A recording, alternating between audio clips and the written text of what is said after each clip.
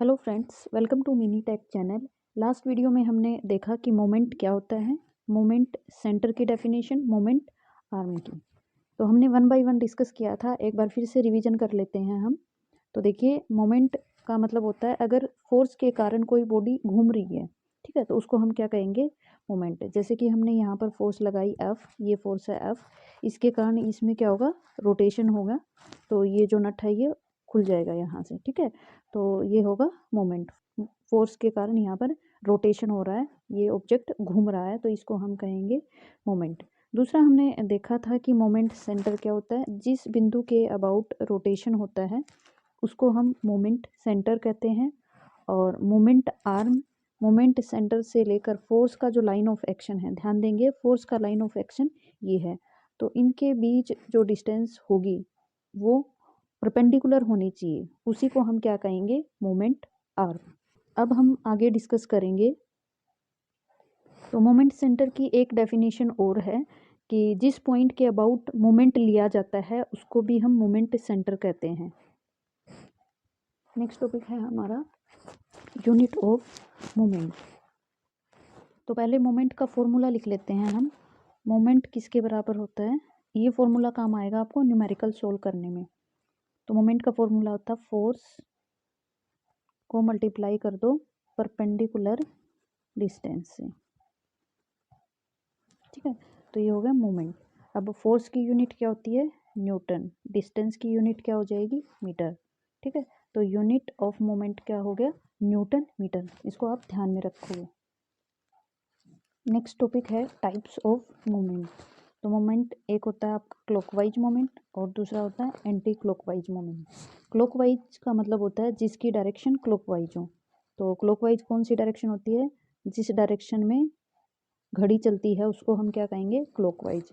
और जैसे इस डायरेक्शन में वॉच की जो नीडल्स होती हैं वो मूव करती हैं, तो इसको हम क्या कहेंगे, क्लॉकवाइज, CW लिखूंगी मैं। और एंटी क्लॉकवाइज का मतलब होता है इसकी उल्टी डायरेक्शन, इसकी अपोजिट डायरेक्शन। तो ये डायरेक्शन कौन सी हो जाएगी, ठीक, ये हो जाएगी anti clockwise, ACW, anti clockwise direction. तो इनकी डेफिनेशन देखते हैं।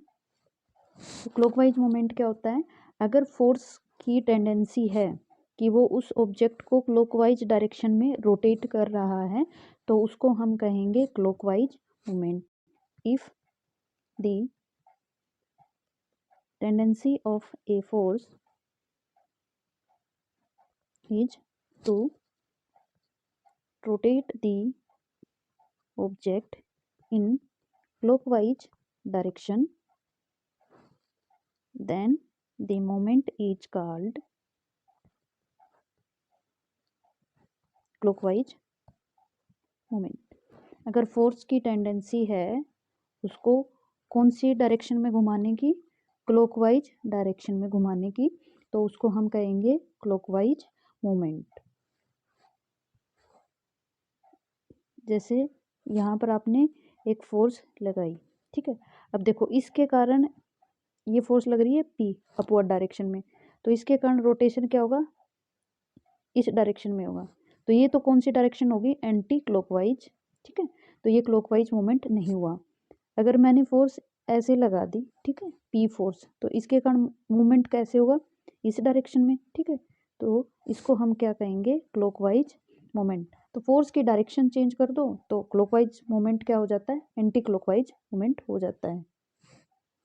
तो यहाँ पे जो P फोर्स लग रही है उसके कारण मोमेंट है हमारा क्लॉकवाइज डायरेक्शन में। ये देखो इस तरह से घूमेगा, ठीक है, फिर इधर फिर इधर, ठीक है। तो इसकी डायरेक्शन क्लॉकवाइज है, तो ये हो गया क्लॉकवाइज मोमेंट। अगला है anti clockwise moment. Anti clockwise moment, तो अगर फोर्स की टेंडेंसी हो कौन सी दिशा में घुमाने की, एंटी क्लॉकवाइज डायरेक्शन में, तो उसको हम क्या कहेंगे, anti clockwise moment. If the tendency of a force is to rotate the object in anti-clockwise direction, then the moment is called anti clockwise moment. तो अब की बार फोर्स की टेंडेंसी है वो कौन सी डायरेक्शन में है ऑब्जेक्ट को रोटेट करने की, एंटी क्लॉकवाइज डायरेक्शन में, तो उसको हम क्या कह देंगे, एंटी क्लॉकवाइज मोमेंट। तो इसका डायग्राम बनाएंगे। तो ये पॉइंट ए जिसके अबाउट रोटेशन हो रहा है, तो आपने पी फोर्स लगाई, इसके कारण क्या होगा, ऑब्जेक्ट ऐसे मूव करेगा, तो डायरेक्शन कौन सी होगी, एंटी क्लॉकवाइज। तो इसको हम क्या कहेंगे, एंटी क्लॉकवाइज मोमेंट। ठीक है, और एग्जांपल लेते हैं हम, जैसे कि अब की बार फोर्स ऐसे लगा दो, ठीक है, इस पॉइंट पे फोर्स लगाओ, तो इसके कारण रोटेशन कैसे होगा, इस तरह से, तो ये डायरेक्शन कौन सी होगी, एंटी क्लॉकवाइज। तो इसको भी हम क्या कह देंगे, anti clockwise moment. I hope आप लोगों को समझ में आ गया होगा। जब हम किसी भी पॉइंट पे फोर्स लगाएंगे और किसी पॉइंट के अबाउट रोटेशन होगा, तो फोर्स या तो अपवर्ड डायरेक्शन में लगाओगे या डाउनवर्ड डायरेक्शन में लगाओगे, तो उसके कारण या तो क्लॉकवाइज मोमेंट हो सकता है या एंटी क्लॉकवाइज मोमेंट हो सकता है। यहाँ तक आप लोगों को समझ में आ गया होगा। सभी बच्चे ध्यान रखेंगे, एक तो मोमेंट का formula force into perpendicular distance होता है। एक मोमेंट की यूनिट, फॉर्मूला से ही इसकी यूनिट डिराइव होगी। फोर्स की यूनिट होती है न्यूटन और डिस्टेंस की मीटर। अगर फोर्स न्यूटन में दे रखी हो तो न्यूटन लगा देंगे, किलो न्यूटन में दे रखा हो तो किलो न्यूटन मीटर हो जाएगी। जो यूनिट डिस्टेंस की होगी और जो यूनिट फोर्स की होगी, ऐसा यूनिट होगी इसकी न्यूटन मीटर। उसके बाद जब हम फोर्स लगाते हैं तो बॉडी में या तो क्लॉकवाइज मोमेंट होता है या एंटी क्लॉकवाइज मोमेंट होता है। तो क्लॉकवाइज मोमेंट को हम जनरली प्लस लेकर चलते हैं और एंटी क्लॉकवाइज मोमेंट को हम माइनस लेकर चलते हैं। ये साइन कन्वेंशन कहाँ यूज होंगे, जब मैं आप लोगों को न्यूमेरिकल सोल्व करवाऊंगी। तो ज़रूरी नहीं है कि आप क्लॉकवाइज को हमेशा प्लस लो, एक को प्लस लो और एक को माइनस लो, लेकिन हम ये साइन कन्वेंशन यूज करेंगे कि क्लॉकवाइज मोमेंट को प्लस लेंगे और एंटी क्लॉकवाइज मोमेंट को माइनस लेंगे। अब परपेंडिकुलर डिस्टेंस का कंसेप्ट एक बार समझ लेंगे कि परपेंडिकुलर डिस्टेंस का क्या कंसेप्ट है।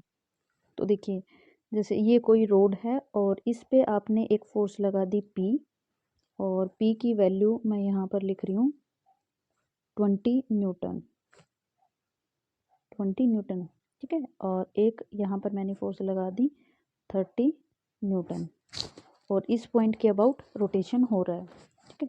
तो सपोज करो ये जो डिस्टेंस है वो है 2 मीटर और ये डिस्टेंस है 2 मीटर। तो अगर हम मोमेंट कैलकुलेट करें तो मोमेंट का फॉर्मूला क्या होता है, फोर्स इनटू परपेंडिकुलर डिस्टेंस। अगर हम 30 न्यूटन के कारण मोमेंट कैलकुलेट करें, 30 न्यूटन के कारण मोमेंट कितना हो जाएगा, फोर्स कितनी है 30 इंटू परपेंडिकुलर डिस्टेंस। देखो इस पॉइंट के अबाउट रोटेशन हो रहा है, तो ये फोर्स का लाइन ऑफ एक्शन है, यहाँ से ये परपेंडिकुलर डिस्टेंस बन गई और ये डिस्टेंस कितनी है 2, तो कितना हो गया 60 न्यूटन मीटर, ठीक है। 30 न्यूटन के कारण हमने क्या कैलकुलेट कर लिया, मोमेंट। अगर मैं 20 न्यूटन के कारण मोमेंट कैलकुलेट करूं तो मोमेंट कितना आ जाएगा, अब फोर्स कितनी लग रही है 20 और परपेंडिकुलर डिस्टेंस कितनी है 2 + 2 4, तो 80 न्यूटन मीटर, ठीक है। तो इस तरह से हम न्यूमेरिकल सोल्व करेंगे। इन दोनों का कंबाइन भी निकालेंगे, हम साइन कन्वेंशन को यूज करेंगे उसके केस में। तो आप लोगों को परपेंडिकुलर कंसेप्ट समझ में आया होगा। आई होप आप लोगों को आज का टॉपिक समझ में आया होगा। तो वीडियो को लाइक और शेयर करना ना भूलें। जिन भी बच्चों को डाउट्स हैं वो कमेंट सेक्शन में जाकर कमेंट कर सकते हैं, और सभी बच्चे चैनल को सब्सक्राइब करना ना भूलें। जिन भी बच्चों ने अभी तक सब्सक्राइब नहीं किया है वो चैनल को सब्सक्राइब कर ले, ताकि उनको अपकमिंग वीडियो का नोटिफिकेशन मिलता रहे। इस तरह आप अपने एग्ज़ाम की प्रिपरेशन कंटिन्यू रखेंगे, और मिलते हैं नेक्स्ट वीडियो में नेक्स्ट टॉपिक के साथ। तब तक stay home, stay healthy. Thank you.